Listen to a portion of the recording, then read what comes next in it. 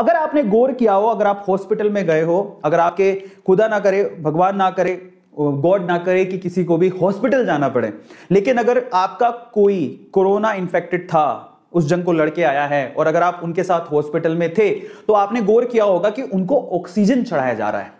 समझ में आता है? और ऑक्सीजन जब चढ़ाया जा रहा है, उनको जब ऑक्सीजन दिया जा रहा है, तो बहुत सारे इक्विपमेंट यूज होते हैं। आपने देखा होगा, ये ऑक्सीजन मास्क है, ये एक बोतल होती है जिसमें ह्यूमिड ऑक्सीजन उनको दी जाती है, ये मास्क है, दिखाई दे रहा है, ये तो आपने देखा होगा।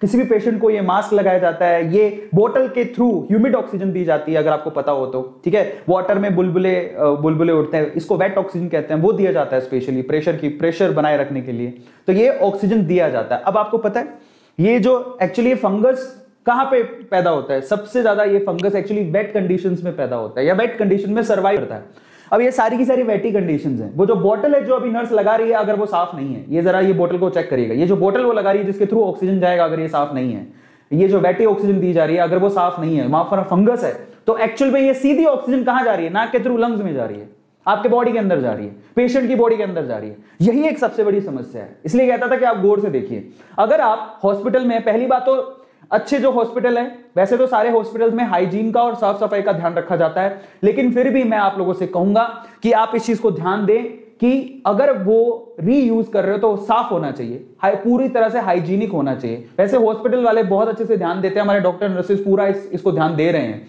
ठीक है, इसमें कोई दो राह नहीं है, लेकिन फिर भी again precaution is better than cure.